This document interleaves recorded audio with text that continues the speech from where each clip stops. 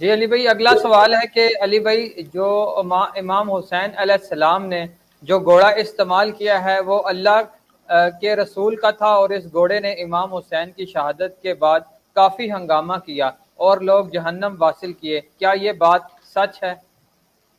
نہیں، اس طرح کی کوئی بات تو ہمیں کوئی وثوق ذرائع سے نہیں ملتی ہے۔ تلوار مبارک رسول اللہ کی تھی، وہ تو میں نے بخاری مسلم میں بتایا کہ وہ تلوار رسول اللہ کے بعد صلی اللہ علیہ وآلہ وسلم مولا علی کے پاس آئی تھی۔ مولا علی نے جنگ جمل صفین نہروان اسی تلوار سے لڑے، اور پھر وہ مولا حسن اور پھر حسین کے پاس، اور پھر مقتل حسین سے جب شام سے واپس آئے، بخاری مسلم کے الفاظ ہیں، میں نے اپنی کربلا والے ریسرچ پیپر میں بھی ڈالی ہوئی یہ حدیث، امام زین العابدین امام علی ابن حسین امام سجاد، ان کے پاس وہ تلوار تھی، اور مسور ابن مخرمہ جو صحابی تھے وہ حاضر ہوئے، ان کا کہ حضرت یہ تلوار آپ مجھے دے دیں، مجھے لگتا ہے بنو امیہ کے لوگ حکمران وقت وہی تھے نا، آپ پہ غالب نہ آ جائیں اور آپ سے رسول اللہ کی تلوار چھین نہ لیں، میں اپنی جان سے بڑھ کے اس کی حفاظت کروں گا۔ تو تلوار تک تو ٹھیک ہے، گھوڑے کا میرے علم میں نہیں ہے، اور میری عقل بھی نہیں مانتی۔ اس کی وجہ یہ ہے کہ رسول اللہ صلی اللہ علیہ وآلہ وسلم کی وفات کے 50 سال بعد یہ واقعہ ہوا ہے، تو 50 سال تو گھوڑے کی عمر نہیں ہوتی ہے کہ وہ گھوڑا اس وقت تک زندہ ہو، ان کی ایوریج لائف تو اس لیول تک نہیں جاتی ہے۔ اگر مولا علی یا مولا حسن کا گھوڑا تو پاسبلٹی ہو، نبی الاسلام کی وفات کو تو 50 سال ہو چکے تھے اس وقت تک، اتنی دیر تو گھوڑے کی عمر نہیں ہوتی۔ جی نیکسٹ۔ جی علی بھائی، اگلا سوال ہے، اگر آج کے شیعہ کربلا کے شہداء کی تکلیف کو یاد کر کے ماتم مناتے ہیں تو اس میں کیا غلط ہے؟ ماتم تو دیکھیں نبی الاسلام نے منع فرمایا ہے، بخاری مسلم میں احادیث موجود ہیں، نبی الاسلام نے گریبان چاک کرنا، سینہ پیٹنا، اس طرح کے آہو بکا کرنا، جس میں ایسا نوحہ کرنا جس میں غلو پہ مبنی چیزیں ہوں، ان سے منع فرمایا۔ ایون شیعہ کی فقہ کی کتابوں سے مولانا اسحاق ہمارے استاد اور مرشد رحمہ اللہ تعالی نے روایتیں بھی پیش کی تھی۔ ہاں، اگر اس تکلیف کو یاد کر کے رونے کا سوال ہے تو بالکل درست ہے۔ تو اسلام میں تکلیف پر رونا جائز ہے، غم حسین جائز ہے، لیکن ماتم کرنا، چھڑیاں چلانا، اب تو دیکھیں مفتی اعظم ایران کا بھی فتویٰ خامنائی صاحب کا آ گیا کہ یہ جو چھریوں کے ذریعے ماتم کیا جا رہا ہے یہ بدعت ہے، اپنے آپ کو نقصان پہنچانا، اور یہ تو ٹیبو ہے نا جی، یہ تو بالکل خلاف عقل بھی ہے اور اسلام کی بدنامی کا باعث ہے اس طرح کی چیزیں کرنا۔ اسی لیے پڑھے لکھے جو شیعہ ہیں ان کو اب اس حوالے سے کلیئر ہو رہا ہے۔ اور دوسری بات مجھے بتائیں کہ اپنے آپ کو پیٹ کے اس میں سے نکالنا کیا ہے؟ نبی علیہ السلام غم کے موقع پر آنسو بہاتے تھے، اپنا گریبان تو چاک نہیں کرتے تھے۔ جو حضرت حمزہ بن عبد المطلب کی لاش کے اوپر جو کچھ ہوا، تو وہ حدیثیں جو پیش کرتے ہیں وہ غزوہ احد تک نبی علیہ السلام نے اس رسم کو منع نہیں فرمایا تھا، بعد میں منع فرما دیا۔ تو آج کی ڈیٹ میں تو ایسا نہیں ہے، اور اس کا ثبوت میں ناج البلاغہ سے مولا علی کا خطبہ پیش کر دیتا ہوں، میں نے اپنی ویڈیوز میں کئی دفعہ ڈسپلے کروایا۔ جب ایک غالی رافضی نے حضرت ابوبکر کی شان میں توہین کی تو میں نے اس کے رد میں وہ 7 خطبات پیش کیے تھے، ان میں سے ایک خطبہ مولا علی کا خطبہ 232 نمبر ہے غالباً ناج البلاغہ میں، یا 144 ہے، ان دونوں میں سے دیکھ لیجئے گا۔ انہوں نے رسول اللہ کی میت کے اوپر خطبہ دیا۔ خطبہ کیا؟ بس رسول اللہ کو مخاطب کر کے کہا، یا رسول اللہ، آپ نے اپنے اہل البیت کو اس غم میں جو ہے وہ شامل کیا ہے کہ آپ کی دکھ کے اعتبار سے ظاہر ہے وہ تو اور کسی کو نہیں ہو سکتا، اگر آپ نے ہمیں منع نہ کیا ہوتا تو ہم اپنی جان دے دیتے تھے یہاں پر آہو بکا کر کے۔ اور یا رسول اللہ، آپ کی موت عام پیغمبروں کی موت کی طرح نہیں ہے، بلکہ آپ کی موت سے آسمان کا رشتہ زمین سے منقطع ہو گیا۔ یہ ایک خطبہ مولا علی کا رسول اللہ کے میت پہ، جو شیعہ کی سب سے شعرا آفاق کتاب نہج البلاغہ میں ہے، 2 عقیدوں کو بالکل کھول کے بیان کرتا ہے۔ ایک تو مولا علی کا یہ عقیدہ تھا کہ آسمان کا اب زمین سے رشتہ منقطع ہے، کوئی کشف، کوئی الہام، کوئی عقیدہ امامت اس حوالے سے ڈیوائن کہ اللہ تعالیٰ کسی کو خبریں دے گا، ایسا نہیں ہے، وہ دین مکمل ہو چکا۔ الیوم اکملت لکم دینکم وَأَتْمَمْتُ عَلَيْكُمْ نِعْمَتِي وَرَضِيتُ لَكُمُ الْإِسْلَامَ دِينًا، جو سورۃ المائدہ میں آیا۔ دوسرا انہوں نے کہا کہ ہم اپنی جان دے دیتے یہاں پہ آہو بکا کر کے آپ کے میت پہ، اگر آپ نے ہمیں منع نہ کیا ہوتا۔ تو اس کا مطلب ہے کہ ایسا آہو بکا کرنا جس میں آپ اپنے آپ کو نقصان پہنچائیں وہ منع ہے۔ تو یہ بالکل کلیئر ہے۔ دیکھیں یہ غلوب پہ مبنی چیزیں، ایک طرف وہ لوگ ہیں جو کہتے ہیں کہ جی آپ اس دن شادی بھی کر لیں۔ میں وہ کراچی کے مفتی کی آج ویڈیو دیکھی، مجھے بڑا دکھ ہوا۔ وہ کہہ رہے ہیں میری تو ایک شادی 9 محرم کے دن ہوئی ہے، میرے پاس تو ٹائم ہی کوئی نہیں تھا۔ تو آپ دیکھ لیں، ان سے پوچھے 22 رجب کے دن بھی کوئی کرو نا، جو تم کہتے ہو کہ جی وہ تمہارے ماموں کی وفات کا دن ہے۔ تو بس یہ لوگ بغض کا شکار ہیں۔ یہ دونوں ایکسٹریم ہے جی رویے۔ میں شیعہ سے کہوں گا کہ آپ کی اصول الکافی میں بھی موجود ہے، ہمارے ہاں بھی طبرانی میں بھی اور مسند احمد میں بھی، اور موقوفاً فضائل صحابہ احمد بن حنبل کی کتاب میں بھی، 3 حدیث کی کتابوں میں حدیث ہے کہ رسول اللہ صلی اللہ علیہ وآلہ وسلم کے ریفرنس سے بھی ہے، اور موقوفاً روایت جو ہے وہ زیادہ مضبوط ہے کہ 2 فرقے جہنم میں جائیں گے اور گمراہ ہوں گے، ایک مولا علی کی محبت میں غلوف کر کے، ایک دشمنی میں۔ تو محبت میں غلوف کرنے والے شیعہ خود تلاش کریں کہ وہ لوگ کون ہیں ان کی صفوں میں، کیونکہ روایت تو اصول الکافی میں موجود ہے، جس طرح صحیح بخاری ہے ہمارے ہاں، ان کے ہاں اصول الکافی حدیث کی کتاب ہے، اور روایت جو ہے ہمارے ہاں بھی موجود ہے، مسند احمد کے اندر بھی، المعجم الکبیر طبرانی کے اندر بھی موجود ہے، مشکات کے اندر بھی حضرت علی کے فضائل والے چیپٹر میں موجود ہے، اور فضائل صحابہ احمد بن حنبل کی کتاب میں بھی موجود ہے۔ تو اور سنی تلاش کریں کہ ان کے ہاں کون ہے۔ اب یہ نہ ہو کہ یہ دونوں لوگ جو ہیں وہ ٹھٹک جائیں اور رک جائیں اور کہیں کہ نہیں جی یہ تو حضرت علی کے زمانے کے لیے خاص تھا، تو ایسا بھی نہیں ہے۔ سنن نبی داؤد میں حدیث ہے کہ جو خارجی ہیں حضرت علی کے دشمن ناصبی، یہ قیامت تک نکلتے رہیں گے، حتیٰ کہ ان کا آخری گروہ دجال کے ساتھ مل کے مسلمانوں کے خلاف قتال کرے گا۔ وہ تو قیامت تک یہ 2 گروہ رہنے ہیں، ناصبی اور رافضی۔ تو تلاش کریں، اور ذرا سا کوئی مسلح بن کے سامنے آتا ہے اس کے اوپر فوراً فتوے شروع ہو جاتے ہیں۔ یعنی اگر مجھ سے آپ پوچھیں تو میں اسلامک ہسٹری میں اہل سنت کے ہاں مولانا اسحاق صاحب رحمہ اللہ تعالی، فیصل آباد والے ہمارے استاد، 28 اگست 2013 کو ان کی ڈیتھ ہوئی۔ میں سمجھتا ہوں کہ 1000 سال میں اہل سنت میں اتنا بڑا کوئی مسلح پیدا نہیں ہوا جس نے نہ سنی کو دیکھا نہ شیعہ کو دیکھا، بالکل حق بات کی اور حق کو اس طرح کھول کے بیان کیا صحیح الاسناد احادیث کی روشنی میں کہ جو کسی نے جرت نہیں دکھائی۔ 1 مین آرمی، اور بند باندھ دیا قیامت تک کے لیے انہوں نے ناصبیوں اور رافضیوں کے خلاف۔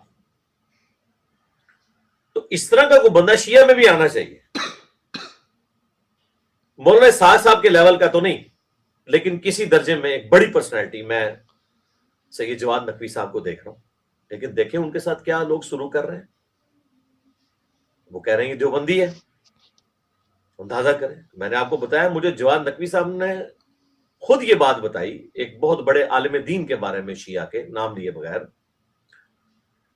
کہ وہ کہنے لگے کہ میری ایک سٹوڈنٹ تھی کراچی میں، تو وہ ان کے ہاں مہمان ہوئے، وہ سینئر خاتون تھی، انہوں نے کہیں جواد نقوی صاحب کا ذکر کیا، تو وہ شیعہ عالم کہنے لگے کہ اگر میرے پاس ریوالور ہو اور اس میں ایک گولی ہو اور ایک طرف شمر ابن ذی الجوشن جو قاتل ہے حسین ابن علی کا وہ کھڑا ہو اور دوسری طرف سید جواد نقوی کھڑے ہوں، تو میں شمر کو چھوڑ کے جواد نقوی کو گولی مار دوں گا۔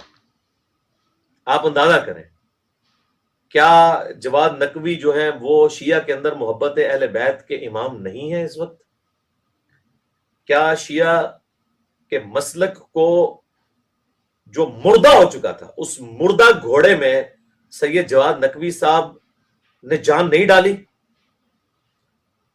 شیعہ مکتب جو کہ بد عملی کا نمائندہ گروہ بن چکا تھا مسلمانوں کے ہاں تمام فرقوں میں، ان کے اندر کتاب و سنت پہ چلنے کی تڑپ نہیں انہوں نے پیدا کی؟ عورتوں کا مکمل حجاب، حتیٰ کہ ہاتھوں میں دستانے تک، چہرے کا نقاب، اور بچوں میں داڑیاں، اور کوئی بچہ ننگے سر نہیں ہوتا ان کے مدرسے کے اندر۔ یہ ریولوشن انہوں نے برپا کی ہے، 1 مین آرمی ہے، لیکن دیکھ لیں ان کے مخالفین ان کے خلاف کھڑے ہو گئے۔ تو آپ دیکھیں اس طرح کے معاملات کو کہ مسئلے ہر جگہ پیدا ہو رہے ہیں، الحمدللہ اتحاد امت پہ بھی کام کر رہے ہیں۔ میں نہیں سمجھتا کہ غدیر خم کے بغیر امت کہیں پہ جمع ہو سکتی ہے۔ یہ امت حضرت ابو بکر عمر عثمان پہ جمع نہیں ہو سکتی، لیکن غدیر خم پہ جمع ہو سکتی ہے، کیونکہ غدیر خم سے نہ سنی کو انکار ہے نہ شیعہ کو انکار ہے۔ اور غدیر خم پہ صحیح مسلم میں اوپر تلے 4 احادیث 6225 سے 6228 تک کہ قرآن کو پکڑنا یہ ہدایت ہے، نور ہے، اللہ کی رسی ہے، جو اسے پکڑے گا ہدایت پہ ہوگا، جو چھوڑ دے گا گمراہ ہو جائے گا۔ پہلی بھاری چیز قرآن ہے۔ دوسری بھاری چیز میرے اہل البیت ہیں، ان کے معاملے میں میں تمہیں اللہ کا خوف دلاتا ہوں، میری وفات کے بعد ان کے ساتھ حسن سلوک کرنا۔ اس کانٹیکس میں آپ نے 3 دفعہ فرمایا اللہ کا خوف دلاتا ہوں۔ ہمارا یہ پلیٹ فارم غدیر خم پہ ہے، توحید قرآن کی بیان ہو رہی ہے، عقائد قرآن کے بیان ہو رہے ہیں، ایاک نعبد و ایاک نستعین۔ اور ختم نبوت ما کان محمد ابا احد من رجالکم ولکن رسول اللہ وخاتم النبیین۔ کوئی کشف، کوئی الہام، کوئی امتی نبی، کوئی عقید امامت کی بگڑی ہوئی شکل کہ اللہ تعالیٰ بندے کے ساتھ کلام کرتا ہے، ختم نہیں۔ اور اہل البیت کا دفاع بھی اس پلیٹ فارم سے ہو رہا ہے، الحمدللہ کوئی کسی کا لحاظ نہیں ہے۔ مجھے بتائیں ہمارے اس پلیٹ فارم سے پہلے کسی نے جرت کی تھی کہ مین میڈیا پہ آ کے یا سوشل میڈیا کے اوپر آ کے یزید کے بنانے والوں کو ڈسکس کریں؟ وہ سب کچھ یزید سے شروع کر کے یزید پہ ختم کرتے تھے۔ بھائی یزید تو اس سسٹم کا نمائندہ بن گیا ہے، ٹھیک ہے، کہ جو سسٹم پہلے ہی بگاڑ کا شکار ہو چکا تھا۔ وہ یزید کی جگہ کوئی اور بھی ہوتا تو ایسا ہی ہوتا۔ تو الحمدللہ ہم نے جرت کی ہے۔ اس لیے چیزوں کو علمی طریقے سے دیکھیں، جذبات کی نظر سے نہ دیکھیں۔ اور قرآن سے جس طرح بھونڈے طریقے سے یہ لوگ عقیدے اپنے ثابت کرتے ہیں ماتم کے حق میں کہ جی سیدہ سارہ نے جو ہے وہ یوں چہرہ حیرانگی سے پیٹا، بھائی ایک دفعہ پیٹا انہوں نے، اور غم میں نہیں پیٹا بلکہ حیرانگی میں کہ مجھے بڑھاپے میں اولاد ہوگی، اس سے پکڑ کے ماتم نکال لیا۔ اہل سنت سے روایت عادی پیش کی مسند احمد کی کہ اما عائشہ نے رسول اللہ کی میت پہ ماتم کیا، تو آگے بھی پڑھیں۔ وہ کہتی ہیں کہ یہ میری کم سنی کا نتیجہ تھا جو کچھ مجھ سے ہوا، اور بعد میں اس پہ افسردہ تھی کہ وقتی طور پہ ظاہر ہے رسول اللہ کا دنیا سے جانا، اگر حضرت عمر تلوار اٹھا سکتے ہیں تو کسی کے ساتھ کچھ بھی ہو سکتا تھا۔ آدھی روایت تھی اما عائشہ نے جی ماتم کیا، کہ کہاں پہ مطلب جی ویسے کرنی نے دانت توڑ دیے؟ بھائی ویسے کرنی نے کہاں دانت توڑے، جھوٹی باتیں کرتے ہیں۔ پھر میں پھکی دیتا ہوں کہ ویسے کرنی بڑے عاشق رسول ہیں یا مولا علی علیہ السلام؟ بخاری مسلم میں حدیث ہے، سہل ابن سعد السعدی کہتے ہیں، یہ وہی ہیں جن کے بارے میں بخاری مسلم میں آیا کہ بنو مروان نے مولا علی پہ سب و شتم کروانے کے لیے ان کو بلایا ممبر پہ، اور مسلم میں تو الفاظ ہیں 6229 نمبر حدیث، غدیر قوم سے اگلی حدیث، کہ چلو کہہ دو لعن اللہ ابو التراب، تو سہل ابن سعد السعدی نے کہا نا میں کبھی نہیں کہوں گا، اور ابو تراب نام تم تحقیر سے لیتے، اور مولا علی سب سے زیادہ اس نام سے خوش ہوتے تھے۔ انہوں نے کہا اچھا یہ نام پھر کیسے پڑا؟ ہم تو اسے تحقیر کے طور پہ مانتے تھے نا، مٹی والا۔ انہوں نے کہا ایک دفعہ سیدہ فاطمہ اور مولا علی میاں بیوی ہونے کے ناطے تھوڑا سا جھگڑا ہوا، اور مولا علی گھر سے نکل گئے، مسجد میں جا کے لیٹ گئے۔ رسول اللہ تشریف لائے، فرمایا کدھر ہے علی؟ تیرے چچا کا لڑکا کہاں گیا؟ کہا یا رسول اللہ جھگڑا ہو گیا تھا، ناراض ہو کے چلے گئے۔ یہ شریف خامدوں کی نشانی ہے، بیویوں کو نہیں نکالتے، خود نکلتے ہیں۔ حضور نے ایک صحابی کو روانہ کیا، بخاری مسلم کے الفاظ ہیں مولا علی کے فضائل والے چیپٹر میں، دیکھو علی کی طرح بتایا گیا مسجد میں لیٹے ہوئے۔ اب یہ بھی ہو سکتا تھا کہ حضور کہتے بلاؤ اس کو، وہ حاضر ہوتے قدموں میں، لیکن حضور نے شفقت فرمائی، خود تشریف لے گئے، اپنے مبارک ہاتھوں سے مٹی جھاڑی، کیونکہ مٹی میں لیٹے ہوئے تھے، اور کہا اٹھ ابو تراب اٹھ، اے مٹی میں لپٹنے والے اٹھ۔ مولا علی کو یہ کنیت اتنی پسند آئی کہ انہوں نے اپنی کنیت ہی ابو تراب رکھ لی، حالانکہ ان کی کنیت تھی ابو الحسن۔ تو وہ اتنا خوش ہو۔ یہ سہل ابن سعد السعدی کہتے ہیں، بخاری مسلم دونوں میں حدیث ہے، اللہ کی قسم میں جانتا ہوں کہ غزوہ احد کے دن جبکہ اتنے لوگ حضور کو چھوڑ کے چلے گئے تھے، کون شخص تھا جو حضور کے زخموں کی صفائی کر رہا تھا، دھو رہا تھا، اور کون ان پہ مرہم کر رہا تھا؟ مولا علی علیہ السلام ایک ڈھال کو الٹا کر کے برتن بنا کے اس میں پانی لے کے آئے، اور سیدہ فاطمہ حضور کا زخم دھوتی تھی، اور جب خون نہیں رک رہا تھا تو سیدہ فاطمہ نے کاٹن کا کپڑا جلا کے اس کی راکھ اس پہ رکھی اور وہ زخم ہیل ہوا اور وہ خون نکلنا بند ہوا. یہ سعد ابن سعد الساعدی ہیں جو یہ بیان کر رہے ہیں. یہ حدیث میں نے اس لیے بخاری مسلم سے بیان کی کہ رسول اللہ کے مبارک دانت ٹوٹتے ہوئے خود جن دو ہستیوں نے دیکھے وہ ہے سیدہ فاطمہ اور مولا علی. کیا انہوں نے اپنے دانت توڑے حضور کی محبت میں؟ پھر ہمیں یہ کہنا کہ ویسے کرنی نے حضور کی محبت میں دانت توڑ دیے تھے. کیا آپ ہمیں یہ بتانا چاہ رہے ہیں کہ ویسے کرنی جو ہیں وہ بڑے عاشق رسول ہیں مولا علی اور سیدہ فاطمہ سے؟ تو ویسے کرنی تو وہ ہیں جن کے بارے میں المستدرک للحاکم میں آیا ہے وہ تو خود جنگ صفین مولا علی کی طرف سے لڑتے ہوئے شہید ہوئے ہیں. مولا علی کا سپاہی بن کے وہ شخص لڑا ہے اور آج تک ان کا یمنی قبیلہ جو ہے وہ اسی طریقے سے یمن میں رہ رہے ہیں. یہ جو آپ کو بتایا جاتا ہے یمن کے حوثی وہ ماشاء اللہ تعالی خلفاء راشدین کے عاشقین ہیں. وہ رافضی نہیں ہیں، وہ زیدیہ ہیں، نہ سنی نہ شیعہ، بلکہ وہ ہماری طرح کے سنی ہیں. آپ سمجھ لیں اہل سنت منہج والے. تو وہ تو خود حضرت علی کے سپاہی تھے. اب وہ ایسے کرنی تو مولا علی نے خود اپنے سامنے حضور کے دانت شہید ہوتے ہوئے دیکھے تو مولا علی نے تو اپنے دانت نہیں توڑے. تو پھر ہم یہی کہیں گے کہ علی کے جیسا ہے ہی کوئی نہیں. اور علی کے مقابلے پہ آپ جن لوگوں کے واقعات بیان کر رہے ہیں وہ تو شاہی کوئی نہیں. جن کے آپ واقعات بیان کر رہے ہیں وہ جھوٹے واقعات ہیں. انہوں نے بھی ایسا نہیں کیا. اس سے بڑا جھوٹ جی ویسے کرنے کے لیے کیلا نازل ہوا جی. اور اللہ کے بندو ویسے کرنی کے منظر عام پہ آنے سے پہلے قرآن میں اللہ نے کیلے کا ذکر کیا ہوا ہے. کیلا پہلے سے موجود ہے دنیا میں. کیسے کیسے جھوٹ ہے. تو یہی چند ایک چیزیں پکڑی ہوئی تھی انہوں نے اور وہ پیش کرتے تھے. جی نیکسٹ.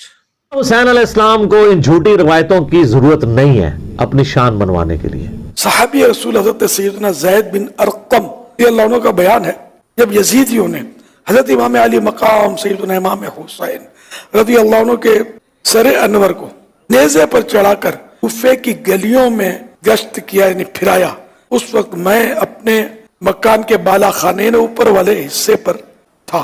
جب سر مبارک میرے سامنے سے گزرا اور میں نے سنا کہ سر پاک نے پارہ 15 سورۃ الکہف کی آیت نمبر 9 تلاوت کی. ام حسبت ان اصحاب الکہف والرقیم کانوا من آیاتنا عجبا. حوالہ شواہد النبوہ پیج نمبر 231. اسی طرح ایک دوسرے بزرگ رحمت اللہ علیہ نے فرمایا کہ جب یزیدیوں نے سر مبارک کو نیزے سے اتار کر ابن زیاد بدنہاد کے محل میں داخل کیا تو آپ رضی اللہ عنہ کے مقدس ہونٹ ہل رہے تھے اور زبان اقدس پر پارہ 13 سورہ ابراہیم کی آیت نمبر 42 کی تلاوت جاری تھی. وَلَا تَحْسَبَنَّ اللَّهَ غَافِلًا عَمَّا يَعْمَلُ الظَّالِمُونَ. علی بھائی نیکسٹ کوشچن ہے. ہم نے اپنے بڑے بزرگوں سے سن رکھا ہے سیدنا حسین علیہ السلام کا سر مبارک جب نیزے پر چڑھایا گیا اس سے تلاوت قرآن کی آواز آ رہی تھی. کیا یہ بات درست ہے؟ جھوٹ کوئی نہیں ہے، سب کہانیاں ہیں. اور اس قسم کے دیو ملائی قصے کہانیاں لوگ سناتے ہیں تو سننے والے روتے ہیں، اشش کر اٹھتے ہیں. میرے بھائی جو دنیا سے چلا گیا اب وہ کبھی قیامت تک واپس نہیں آئے گا، نہ اس کے ساتھ اس طرح کی ایکٹیویٹی کوئی پرفارم ہوگی. یہ بالکل کہانی ہے کہ سیدنا حسین کا سر جب نیزے پہ چڑھایا گیا تو وہ تلاوت قرآن کر رہے تھے. اگر یہ والے معاملات ہونے ہوتے تو حمزہ ابن عبد المطلب کے لیے بھی کوئی واقعہ رپورٹ ہوتا حدیث کے اندر. ان کی تو لاش کا مسئلہ ہوا ہے تو اس میں کہیں نہیں ہے کہ جب مسئلہ کیا گیا تو جو جو عضو کاٹتے تھے اس میں سے قرآن پڑھنے کی آواز آتی تھی. کوئی ہے؟ جھوٹ. یہ بالکل جھوٹا واقعہ ہے. مولا حسین علیہ السلام کو ان جھوٹی روایتوں کی ضرورت نہیں ہے اپنی شان بنوانے کے لیے. ان کی شان میں نبی علیہ السلام کی احادیث ہی کافی ہیں. صحیح بخاری میں حضرت ابوبکر کا قول ہے حسن و حسین کے چیپٹر میں کہ محمد صلی اللہ علیہ وآلہ وسلم کے قرب کو اہل بیت کے قرب میں تلاش کرو. اور اہل بیت سے مراد امام بخاری نے حسن و حسین کو لیا کیونکہ اس چیپٹر میں لے گیا. المستدرک للحاکم میں صحیح سند کے ساتھ حدیث ہے جو بھی ہم اہل بیت کے ساتھ بغض رکھے گا خواہ وہ پوری زندگی حجر اسود اور مقام ابراہیم کے درمیان نمازیں پڑھتا رہے, روزے رکھتا رہے, اگر اللہ سے قیامت کے دن اس حال میں ملا کہ ہم اہل بیت کا بغض اس کے دل میں ہوا, تو اللہ اسے ضرور دوزخ میں داخل کرے گا. اللہم اجرنا من النار. صلوات بر محمد وآل محمد. اللہم صلی علی محمد وعلی آل محمد. تو حسین ابن علی کے لیے, فضائل کے لیے یہ چیز ضرورت نہیں ہے, یہ جھوٹی باتیں ہیں. حسین ابن علی قیامت والے دن جب ان لوگوں کو دیکھیں گے تو دھتکار دیں گے کہ تم نے میرے بارے میں اس طرح کی باتیں مشہور کی ہیں, بالکل غلط بات. ٹھیک ہو گیا. ایک اہل تشیع عالم نے دوران تقریر کہا کہ حضرت امام حسین رضی اللہ تعالیٰ عنہ کا سر مبارک جسم سے جدا ہوا تو بھی آپ کٹے ہوئے سر سے قرآن مجید پڑھ رہے تھے, کیا ایسا ممکن ہے؟ بالکل جھوٹ کا ہے جی, کوئی ایسا ممکن نہیں ہے, اور نہ یہ اس طرح کی کوئی آبزرویشن اس حوالے سے دنیا کے اندر کروائی جائے گی. یہ بالکل جھوٹ بولا ہے جس نے بھی بولا ہے. اس قسم کے بہت سارے جھوٹ ساروں نے, ایون نبی علیہ السلام کے بارے میں کہا آپ کو دفنانے لگے تو ہونٹ ہل رہے تھے, امتی امتی کے الفاظ آ رہے تھے, بالکل جھوٹ ہے. بلکہ قاسم نوتوی صاحب نے تو آب حیات میں, حیات النبی پہ کتاب میں اتنا غلو کیا, انہوں نے کہا نبی علیہ السلام کی روح بھی جسم سے نہیں نکلی تھی, وہ گلے میں اٹکی رہی تھی اور اسی حالت میں ان کو یعنی زندہ ہی دفنایا گیا. تو اس پہ ایک بریلوی عالم جو ہے عباس رضوی صاحب, انہوں نے کتاب لکھی ہے واللہ آپ زندہ ہیں حیات النبی پہ, 450 صفحوں کی. انہوں نے کہا کہ ہمیں تو سارے تانا دیتے ہیں, ہم تو کم از کم مانتے ہیں کہ روح نکلی تھی, بعد میں داخل ہوئی ہے, یہ تو روح نکلنا بھی نہیں مانتے. ٹھیک ہے, اور یہ توحید انجوائے کر رہے ہیں. اس معاملے میں میرے بھائی سارے ہی ننگے ہیں, اب کیا کریں, ہم تو صرف سمجھا ہی سکتے ہیں. صحیح بخاری میں حدیث ہے, نبی علیہ السلام کے پاس واشی آیا فتح مکہ کے موقع پر, اور وہ واشی کون تھا؟ قاتل حمزہ. ہائے ہائے ہائے, حمزہ نبی علیہ السلام کے صرف چچا نہیں تھے بلکہ بھائی بھی تھے, دو شریک, اور ہم عمر بھی تھے, دوست بھی تھے. واشی کو حضرت بلال نے سفارش کروائی کہ یا رسول اللہ میرے کہنے پہ معاف کر دیے گئے. واشی پیش ہوا, فرمایا واشی یا رسول اللہ قاتل حمزہ, یا رسول اللہ تیرا ایمان قبول ہے, لیکن کیا تو ایسا کر سکتا ہے کہ اپنی شکل مجھے نہیں دکھانی؟ ہائے ہائے ہائے ہائے. یہ وہ شخص ہے جو حریص علیکم بالمؤمنین رؤوف الرحیم ہے, لیکن چچا کے معاملے میں, اور وہ چچا ایسا نہیں جو صرف چچا ہی تھا, وہ دین کا مجاہد تھا, دین کے لیے کنٹریبیوشن تھی. تو نبی علیہ السلام نے قاتل حمزہ کو معاف نہیں کیا, اور فرمایا پوری زندگی پھر واشی سامنے نہیں آیا حضور کے. اب میں تھوڑی سی انجینئرنگ کرتا ہوں کہ انسان کو اپنے چچا سے زیادہ محبت ہوتی ہے یا اپنی اولاد سے؟ مطلب اس پہ تو کوئی دوسری رائے نہیں ہے. جن جن کے بچے ہیں, یعنی میرے بھی اپنے بچے ہیں, آپ میں سے بھی اکثر لوگ شادی شدہ بیٹھے ہیں, آپ خود انالیسس کر لیں. بلکہ اولاد تو بعض کا انسان کو ماں باپ سے آگے ہو جاتی ہے. تو جن لوگوں نے حضرت حمزہ کے ساتھ ظلم کیا اور ان کو قتل کیا, ان کا ایمان قبول نہیں کیا گیا. تو جن لوگوں نے حضرت حسین ابن علی کے ساتھ ظلم کیا, یا حضرت علی ابن ابی طالب کو تکلیفیں دی ہیں جو حضور کے بچوں کی جگہ تھے, ان کے بارے میں آپ ایکسپیکٹ کر سکتے ہیں کہ نبی الاسلام کے دل میں ان کے بارے میں کوئی محبت کے جذبات ہوں گے؟ Not at all. حتیٰ کہ آپ دیکھ لیں مسند احمد میں تواتر سے وہ حدیث نقل ہوئی ہے کہ ابن عباس کہتے ہیں کہ ایک دوپہر کے وقت میں نے خواب دیکھا اور میں گھبرا کے اٹھ گیا اس خواب کی وجہ سے. میں نے دیکھا کہ نبی علیہ السلام جو ہے وہ پرانگدہ حالت ہے, بال بکھرے ہوئے ہیں, جسم پہ گرد پڑی ہوئی ہے, ہاتھ میں خون کی ایک شیشی ہے. اور میں نے کہا یا رسول اللہ میرے ماں باپ قربان, آپ کی کیا حالت ہے؟ تو فرمایا کہ یہ حسین اور اس کے ساتھیوں کا خون ہے جو صبح سے میں کربلا میں سمیٹ رہا ہوں. اور یعنی ایک اللہ کی طرف سے دکھایا گیا یہ تشبیہ. یہ کہتے ہیں میں گھبرا کے اٹھا, میں نے وقت اور تاریخ نوٹ کر لی اور دن بھی. کئی ہفتوں بعد پتا چلا کہ اسی دن 10 محرم 61 ہجری میں حضرت حسین ابن علی کو شہید کیا گیا. تو حسین ابن علی کی وفات کے اوپر یہ ابن عباس کو خواب میں آنا حضور صلی اللہ علیہ وسلم نے انڈیکیٹر دے دیا نا. اسی حدیث کو نقل کر کے اسماعیل دہلوی, جس کو دیوبند اور اہل حدیث جو اس وقت پریکٹیکلی یعنی ایک سمجھ لیں کہ یزید کے ٹھیکیدار بنے ہوئے ہیں اس کے دفاع کے اوپر, ان کے مشترکہ امام ہے اسماعیل دہلوی, شاہ ولی اللہ دہلوی کا پوتا. اس نے جو کتاب لکھی ہے نا تقویت الایمان, وہ اس کتاب کے اندر ہم نے اس کا جے پی جی بھی لگایا تھا. اس میں اس نے لکھا ہے کہ اس حدیث سے پتہ چلا کہ نبی علیہ السلام وفات کے بعد بھی اللہ کی جنتوں میں حسین کے قتل کی وجہ سے غم زدہ ہیں. اور اس نے بھی لکھا یزید پلید لفظ لکھا. تو یہ میں آپ کو صرف ایک کمپیریزن بتا رہا ہوں کہ انسان کو اپنی اولاد سے جو محبت ہوتی ہے وہ تو آپ سوچ نہیں سکتے. ترمذی میں اور مسند احمد میں حدیث ہے نبی علیہ السلام نے حضرت حسین کو اٹھایا ہوا ہے اور آپ فرماتے ہیں اللہ یہ میرے بیٹوں میں سے ایک بیٹا ہے, اللہ اس سے محبت کر جو اس سے محبت کرے, اس سے دشمنی رکھ جو اس سے دشمنی رکھ. ہم یہ پوچھتے ہیں کہ حسین سے دشمنی کس نے رکھی ہوئی ہے؟ ذرا پوائنٹ آؤٹ کریں نا. क्या ये थ्रेटिकल बात है? थी ना दुश्मनी, आज तक है, उस जमाने में भी थी, तो वो उन लोगों को फिर उनके साथ क्या मामला मेरे होंगे? दोस्तों ने ये वीडियो मुकम्मल देख ली, तो कैसी लगी आपको वीडियो? उम्मीद करता हूँ कि आपको अच्छी वीडियो लगी होगी, आपके इल्म में इजाफा हुआ कि नहीं हुआ, आप हमें कमेंट्स करके बताइएगा। और ऐसी अच्छी वीडियो देखने के लिए हमारे चैनल को सब्सक्राइब कीजिएगा। ओके, अल्लाह हाफिज़।